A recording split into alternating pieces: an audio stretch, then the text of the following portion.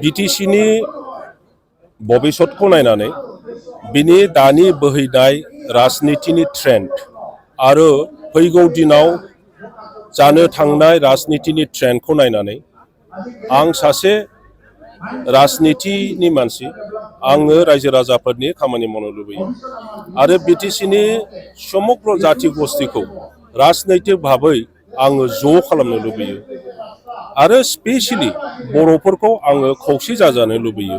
दा बेनि थाखाय आं जथेस्थ' खामानि मावबोदोंमोन आरो गोबां खारनाव बेखौ सफल खालामनो हायाखै, मावफुंनो हायाखै। आंल' नङा, इउपिपिएलनियानो जा बा बिपिएफनियानो जा गोबां गोजौ सारिनि दैदेनगिरिफ्रा बे खामानिखौ मावफुंनो थाखाय सेस्था खालामबाय थादोंमोन, नाथाय दिनैसिम जायाखै। दिनै नङा गाबोन नङा जोङो खौसे जाथारनांगोन आरो खौसे नङाब्ला जोंनि हारिया थावरिनानै थानाय नङा आरो बिटिसिनि समग्र जाति गस्थिफोरनि जि लुबैनाय बिसोरनि गांनाय उखैनायखौ जों सुफुंनो हाया। खारन जोङो जेरैहाय जोंनि भाषाखौ मोजां मोनो, जोंनि कला कृष्टिखौ फोथांनानै लाखिनो लुबैयो, गुबुन हारिफोर जेरैहाय जोंनि खाथियाव थानाय मुस्लिम मानसिफोर, नोङो आदिबासि मानसिफोर, नेपालि मानसिफोर, असमिया मानसिफोर, राजबंशी, बङालि, बिहारि गासैबो गावनि भाषा आरो संस्कृतिखौ लानानै थांनानै थानो लुबैयो, डेभेलप खालामनो लुबैयो।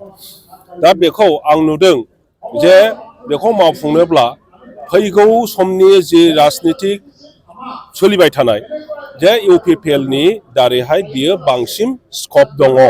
इउपिपिएलनि मानसिफ्रा समग्र जाति गस्थिनि थांनानै थानायनि खोथा बाथ्राखौ सिन्था खालामदों। बिथांमोना मोनफ्रोमबो जाति गस्थिनि भाषा संस्कृति उन्नयननि सिन्था खालामदों आरो स्पेसियेलि जोंनि बर' मानसिफोरनि थांनानै थानायनि बाथ्रा बिनि परिकल्पना बिथांमोनहा खालायनानै खामानि मावगासिनो दङ।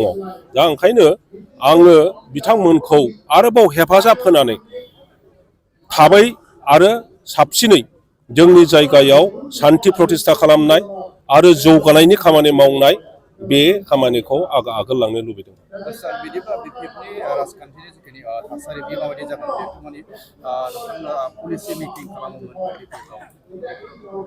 बिटिसिनि राजनितिकआ भबिष्यत अन्धकारथिं थांगासिनो दं। बेखौ बयबो रायजो राजायानो नुगासिनो दङ, बुंगासिनो दङ। स्वयं बिपिएफनि दैदेनगिरिफोरा बे खोथाखौ अनुभब खालामदों।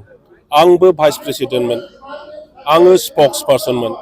दा बे समग्र खोथा बाथ्राफोरखौ अनुभब खालामनानै जोङो मोजां खामानि मावनो थाखाय गुबुन बेटार मोनसे अपरचुनिटि थानाय पार्टिनि प्रयजन दं। बाहाय थानानै बयखौबो ज' खालामनानै खामानि मावनायनि दिनैनि सम बेखौ बुजिनानै आङो इउपिपिएलआव फैदों।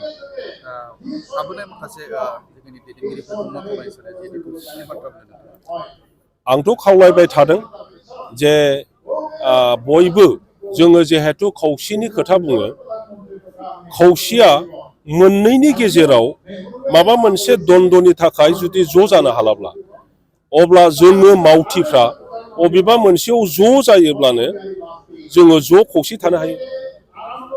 ओंखायनो आंनि खावलायनाया जाहैबाय जिखुनु राजनितिक दलाव थाया मानो, बिजेपियावनो थाया मानो, कंग्रेसआवनो थाया मानो, बिपिएफआवनो थाया मानो, अबेबा दलावनो थाया मानो,